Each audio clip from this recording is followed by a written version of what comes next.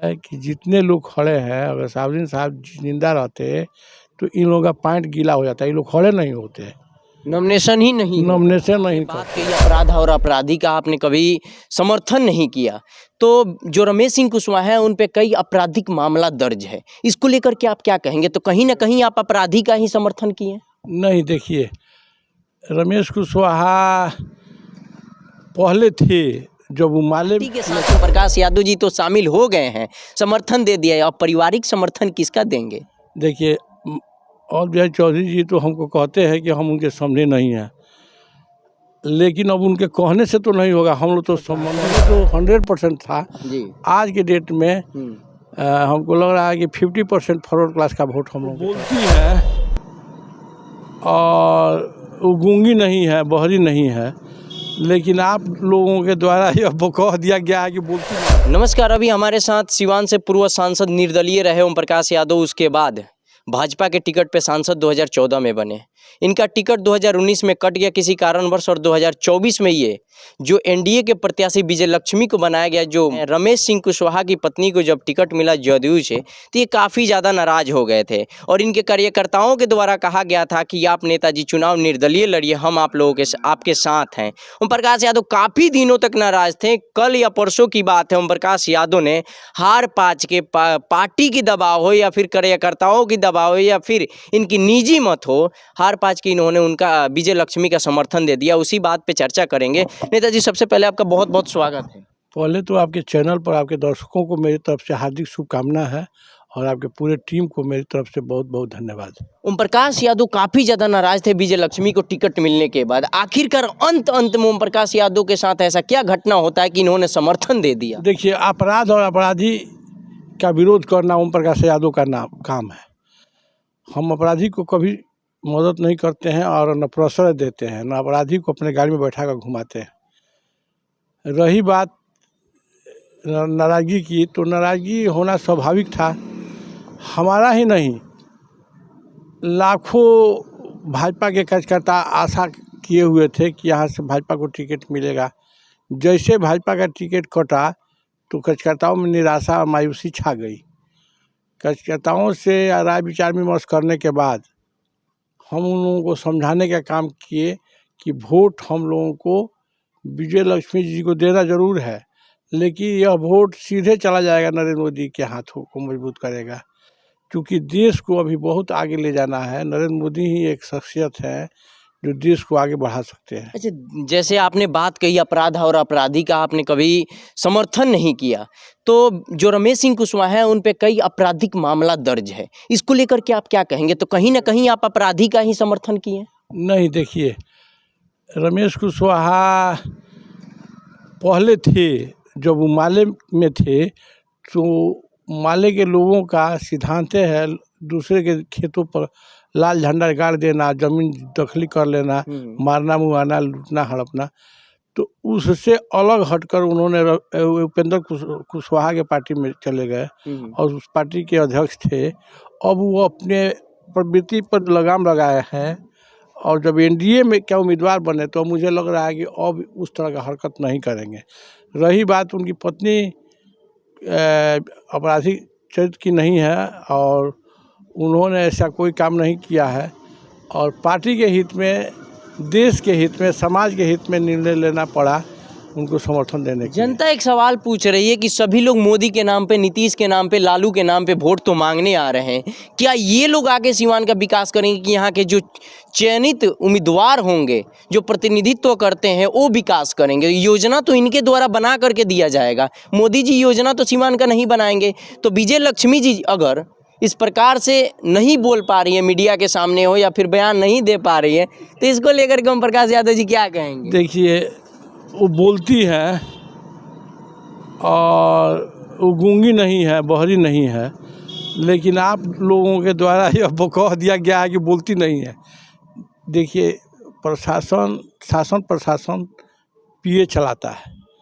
ओम प्रकाश यादव पहली बार जब सांसद बनकर गए तो मुझे कोई जानकारी या कोई ज्ञान नहीं था, लेकिन गुड्डू पांडे को हम अपना पीए बनाए, जो मैरवा के रहने वाले हैं, आज गोरखपुर के सांसद के पीए हैं, रवि किशन के।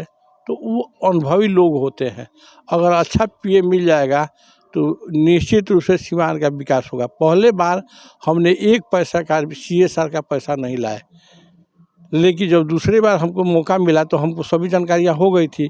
5 करोड़ रुपया ला करके दलित बच्चे बच्चियों के रहने के लिए अम्बेडकर छात्रावास का निर्माण करा रहे हैं ना।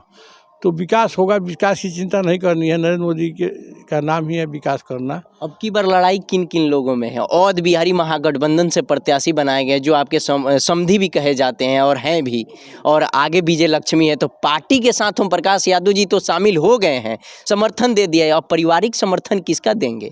देखिए, अवध बिहारी चौधरी जी तो हमको कहते हैं कि हम उनके समधी नहीं हैं, लेकिन अब उनके कहने से तो नहीं होगा। हम लोग तो संबंधी हैं, आपने भी कहा।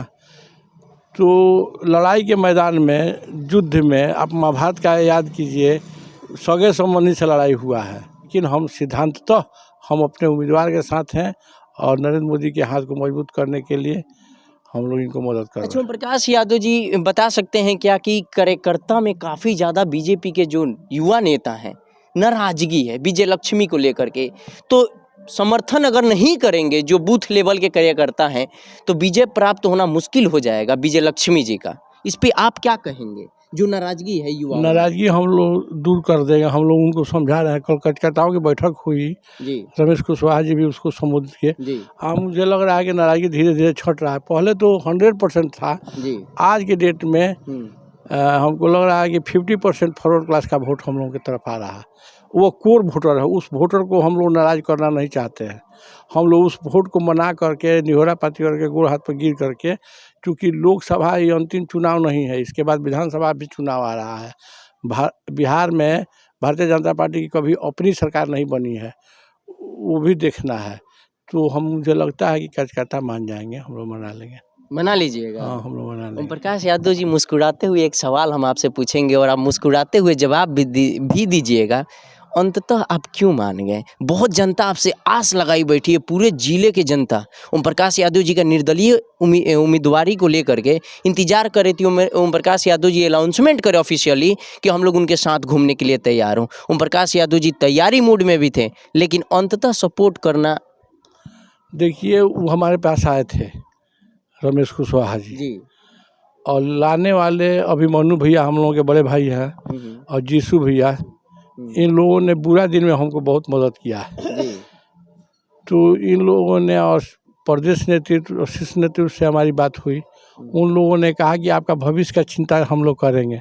हमने कहा कि हमारे भविष्य की चिंता करने की ज़रूरत नहीं है, ज़रूरत है कि सीवान में भाजपा को बचा कर रखना है। भाजपा यहाँ खंडित हो रही है, भाजपा यहाँ कमज़ोर हो रही है। भाजपा के कार्यकर्ताओं में काफ़ी रोष है।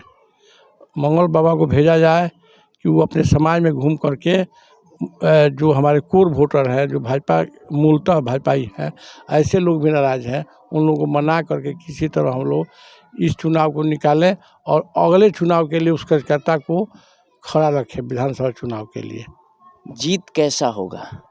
जीत तो होगा ही, हम लोग जीतेंगे।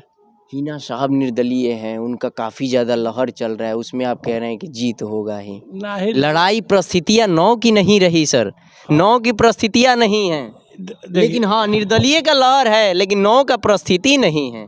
यहाँ पे शहाबुद्दीन अब कोई नहीं है। देखिए, जब अच्छे दिन आते हैं ना तो हम लोग बुरे दिन भूल जाते हैं। बाबा, एक बात का ख्याल रखिए, सीवान जल रहा था। सीवान में जिस दुकान से हम कोलगेट साबुन खरीद लेते थे, उस दुकान को बंद करा दिया जाता था।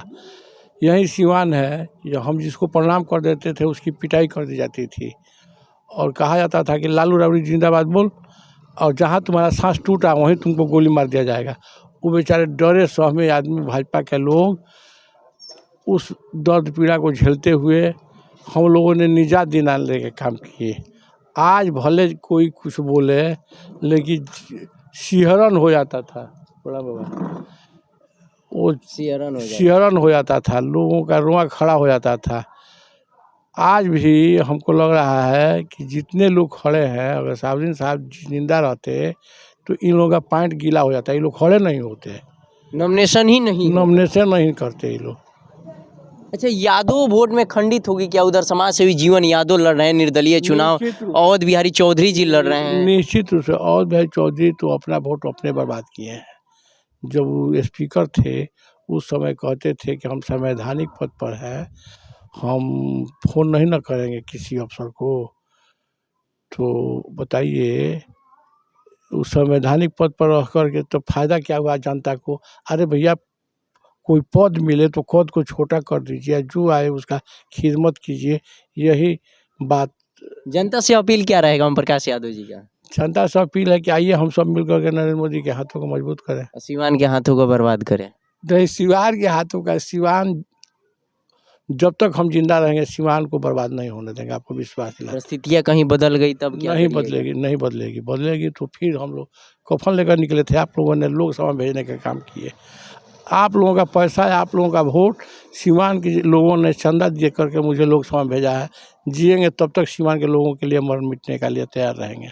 देखिए, ये हमारे साथ पूर्व सांसद ओम प्रकाश यादव जी थे और काफ़ी बेबाकी से अपना बयान दिया और समर्थन एनडीए प्रत्याशी को लास्ट तक इनको मना करके केंद्रीय नेतृत्व जो करने वाले पार्टी के शीर्ष नेतृत्व हैं उन आखिरकार इनको मनाने में सफल हुए। बहरहाल आप बने रहें।